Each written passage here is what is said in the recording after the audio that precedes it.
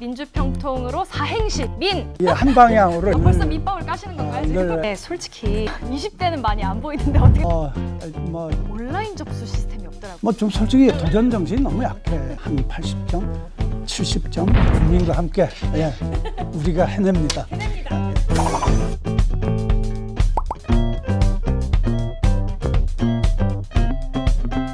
네, 안녕하세요. 민주평통 청년분과에서 활동하고 있는 한가선 상임위원입니다.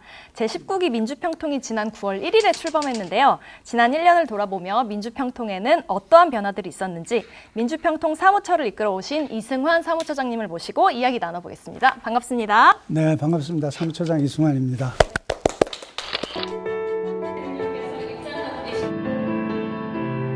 민주평통은 전쟁의 먹구름이 드리워지고 새로운 한반도 시대를 구현해 나가겠습니다. 19기 민주평통의 가장 크게 달라진 점은 무엇인가요? 조직적인 변화가 있다고 들었거든요. 19기 민주평통은 일단 숫자가 좀 줄어들었고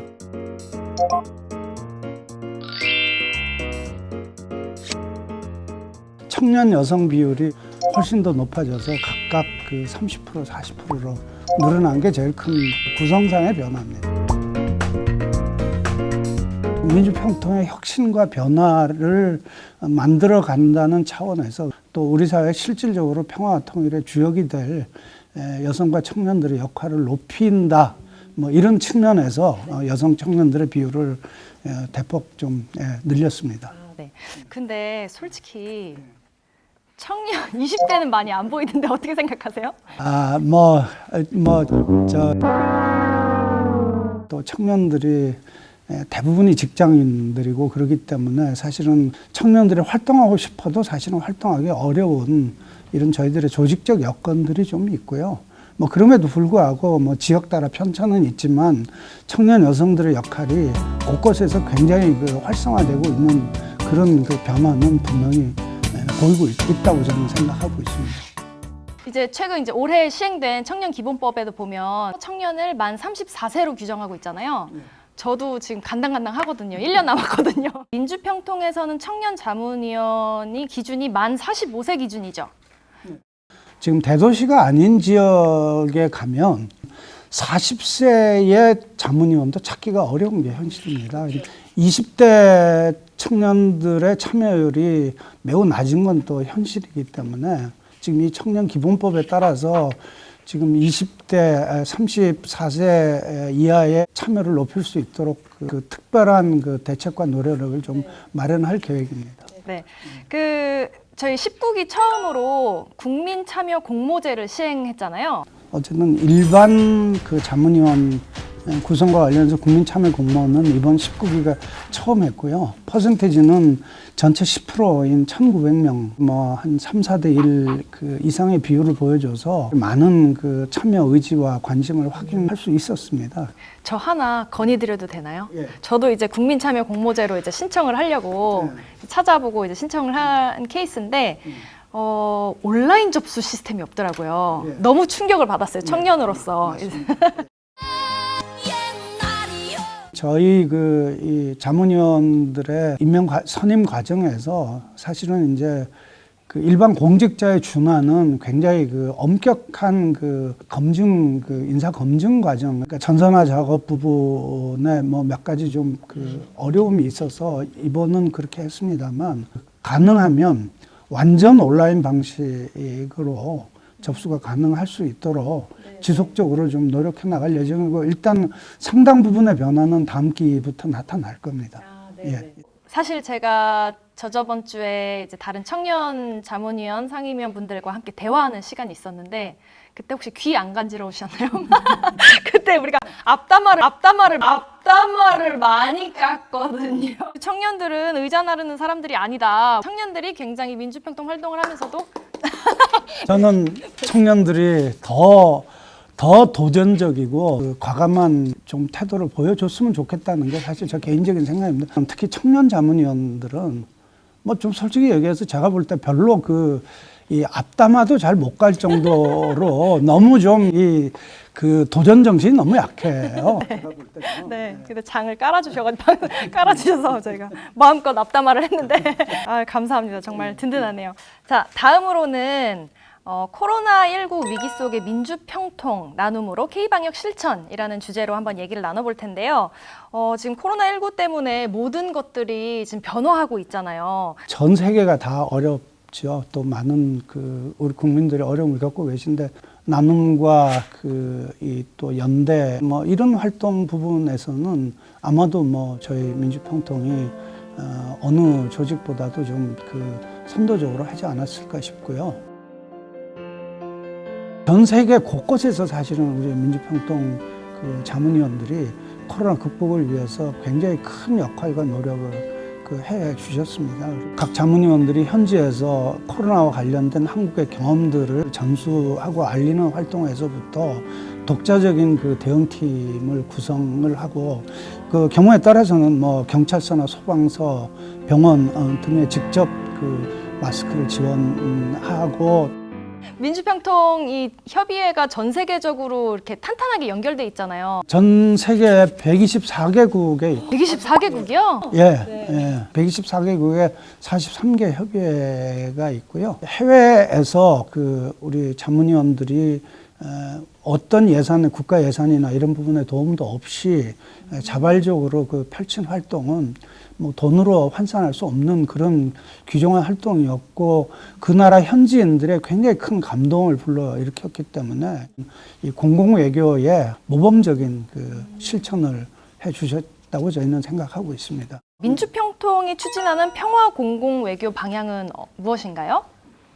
민주평통이 가지고 있는 그 공공외교의 특징은 가장 주요한 특징은 두 가지인데요. 일단 한반도 평화 프로세스를 가장 중심적인 문제로 이렇게 생각하고 있다는 점에서 평화 공공 외교, 그다음에 두 번째는 아까도 말씀드렸듯이 전 세계 124개국에 저희 자문위원들이 계시고 외교 공간이 없는 곳에도 저희 자문위원들이 그 사실상 외교관 역할을 민간 외교관 역할을 하고 계시기 때문에 그런 점에서 전 세계 규모에서 풀뿌리 공공외교를 할 수 있는 이런 그 기반과 토대를 갖추고 있는 데가 저희 민주평통이라는 점입니다. 네, 자세히 몰랐었는데 정말 얘기를 들으니까 저도 자문위원회 일원이라는 게 굉장히 뿌듯해지네요.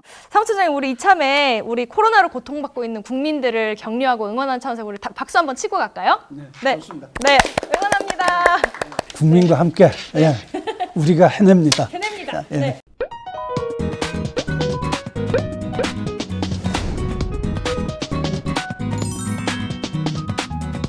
우리 19기 출범하면서 4대 활동 방향이 정해졌잖아요. 4대 활동 방향은 뭐 국민과 함께하는 자문 활동, 그다음에 국민이 체감하는 평화 만들기, 그리고 여성과 청년들의 이 역할 증진, 그리고 평화 공공 외교. 얼마나 실천되었나요? 솔직하고 가감없이 좀 얘기를 해주세요. 솔직하게 말씀드려서 국민과 함께하는 자문 활동 부분은 한 80점? 점수를 얘기하시는군요. 평화 공공 외교는 70점, 나머지 부분은 50점 이하. 이유가 있을까요, 혹시? 일단 저희 민주평통의 제일 중요한 기능이 대통령에 대한 정책 자문과 건의 활동인데 이 부분과 관련해서는 현장 속에서 국민의 목소리를 정책으로 건의한다라고 하는 그 기조하에 현장 밀착형 정책 건의를 강화하는 노력들을 해왔고 숫자로만 보더라도 엄청나게 많은 그 숫자가 늘어난 거죠.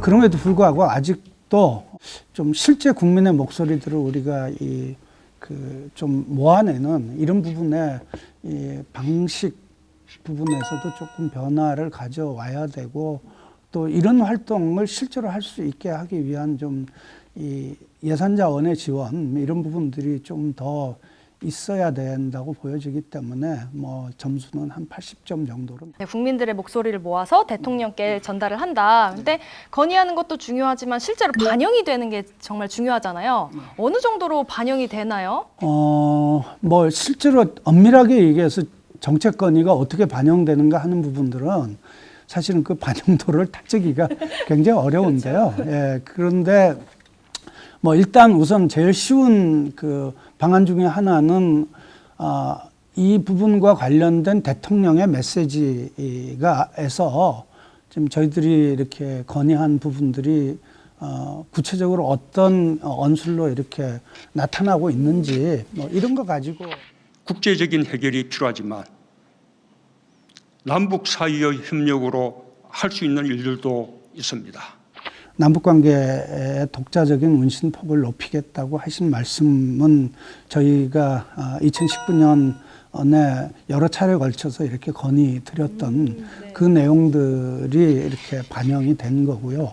또 올해 5월에 이 대통령 취임 3주년 연설에서 한반도 생명 공동체와 관련된 그 이 말씀이 계셨는데 남과 북도 인간 안보에 협력하여 하나의 생명 공동체가 되고 평화 공동체로 나아가길 희망합니다.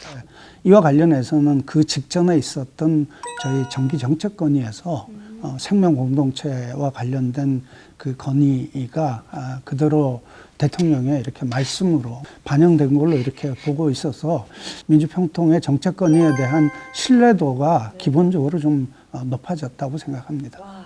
그동안 그 프로세스나 얼마나 반영되는지에 대해서는 잘 몰랐는데 저희가 건의한 것들이 국정 철학과 정책에 반영된다고 생각하니 정말 책임감도 느끼고 되게 뿌듯하네요. 네. 2018년에 평창 동계올림픽 때 이런저런 막 논란도 많고 말도 많았잖아요. 저는 개인적으로 굉장한 감동이 남아있는 그런 기억인데요. 이제 2032 서울 평양 공동올림픽 유치에 대한 이야기도 많이 나오고 있어요. 그 대통령께서 19기 출범식에서 그 2032 그 남북 공동올림픽 유치와 관련해서 민주평통에 좀 각별한 그 이 관심과 역할을 요청하신 바가 있고요. 그에 따라서 사실은 정부 부처 내에서 저희들이 제일 앞장서서 2032 남북 공동올림픽 유치를 위한 특별위원회를 구성해서 이 각종 활동들을 시작을 했습니다. 2032 올림픽이 왜 열려야 되고 그것이 열리면 우리가 어떤 좋은 점들이 있을까 하는 부분과 관련해서 저희들이 5개 국어로 제작된 그 리플렛도 제작을 해서 배포를 했고요.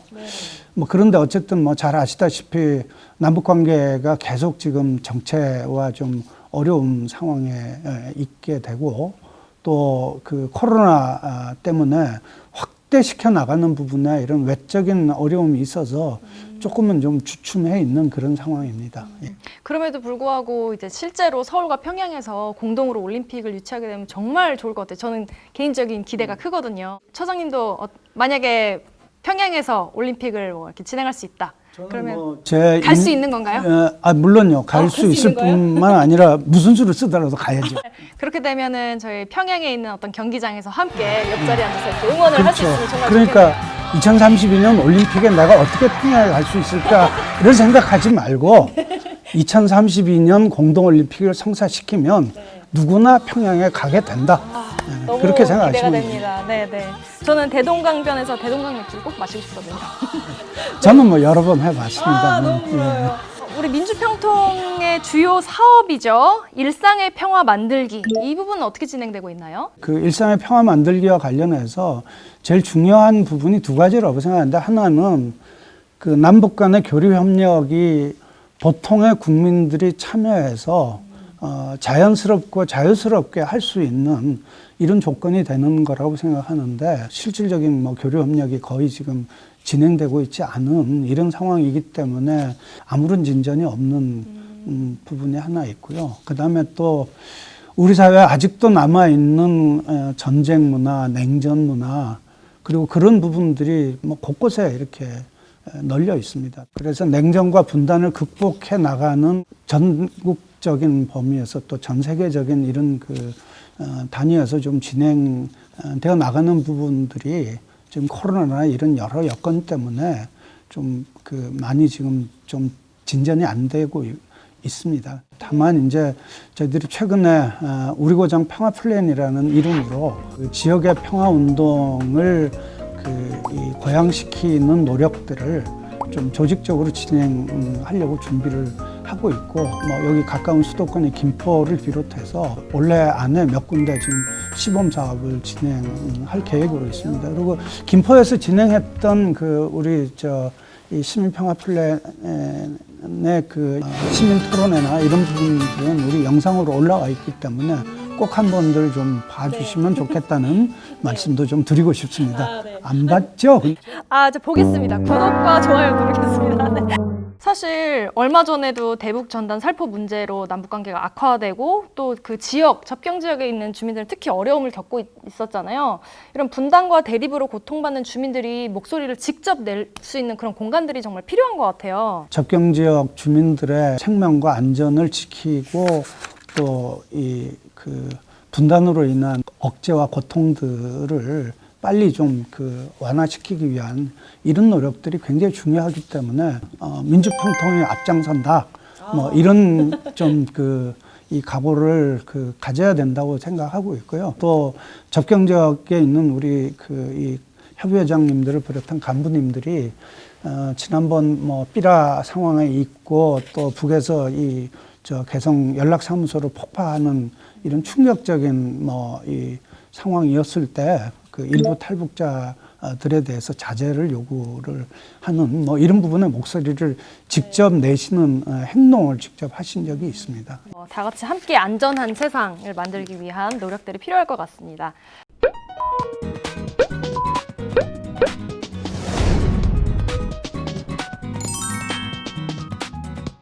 네, 처장님께서 꼽는 가장 큰 성과 그리고 가장 아쉬운 부분이 뭘까요?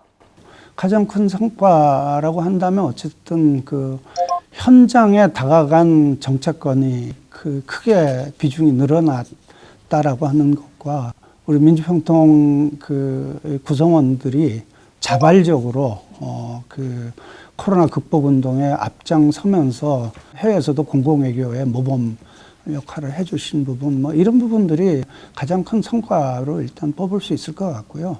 그리고 여전히 남아있는 과제라고 한다면 일상의 평화를 추구하는 남북 간의 교류 협력이나 이런 부분들이 제대로 지금 실천해보지 못하고 있는 부분들이 제일 아쉽고, 앞으로 남은 1년 동안 좋은 것은 계승하고 부족한 부분은 이제 보완해야 될 텐데요. 어떤 부분을 중점적으로 계획하고 계신가요? 우선은 지금 코로나 상황 때문에 비대면, 정확하게는 디지털 콘택트 원택트라고 하는 이런 부분에 맞게 우리 민주평통의 활동 방식이나 이런 부분들을 변화시키고 활동 모델들을 만들어내는 게 일단 우선 첫 번째 좀 과제라고 생각하고요. 두 번째는 아까도 말씀드렸듯이 좀 일상에 좀 보통 사람들이 자유롭게 할 수 있는 남북 교류 협력 이런 것들을 만들어 나가는 건데, 그러기 위해서는 사실은 이 남북 관계도 개선돼야 되고 정부의 이 여러 가지 노력들도 있어야 되겠지만 저희 민주평통 차원에서도 그와 관련해서 준비가 많이 필요합니다. 진짜 남북 관계가 지금 현재 좋지 않기 때문에 자문위원분들도 각자 개인의 삶 속에서 어떠한 것들을 할 수 있을지 고민이 많이 될 것 같아요. 내가 발을 딛고 있는 현장에서부터 냉전과 분단의 유산을 극복하고 평화 친화적인 이런 이 분위기로 만들어 나가는 노력이 저는 제일 중요하다고 생각하고요. 그러니까 그런 점에서 어쨌든 우리 민주평통의 각 지역 협의회가 지역 평화 운동의 허브가 되는 어려운 여건들을 극복해 나갈 수 있는 힘을 거기서부터 찾아야 되지 않을까 생각합니다. 지역의 힘이 정말 중요할 것 같아요. 좀 찔리네요, 들으면서. 제가 마포구 협의회 소속인데요. 마포구 협의회 활동을 많이 못했어요. 상임위원 활동하면서. 네, 정말 지역의 힘들이 모아져서 큰 힘이 되었으면 좋겠네요. 많은 이야기를 저희가 나눴는데요. 끝나신 줄 알았죠? 제가 마지막으로 준비한 질문이 있습니다. 저희 뜬금없지만 민주평통으로 사행시 이런 요소들이 좀 넣어져 있어야 되거든요. 제가 기본적으로 과가 저도 이제 60이 넘은 데다가 나이가 들면 생각이 고정되고 그리고 늘 벌써 밑밥을 까시는 건가요, 지금? 늘 한 방향으로 이렇게 외골로 가게 되거든요. 이게 이제 민주평통을 이끌어가는 주역이 되실 분은 평화를 사랑하고 통일을 고민하는 바로 그대.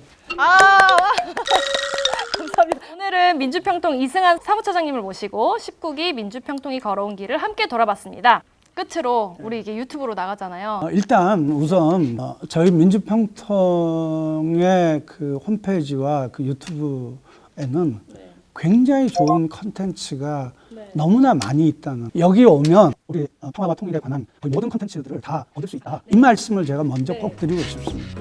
민주평통 유튜브 구독과 좋아요 알림 설정 부탁드립니다. 감사합니다.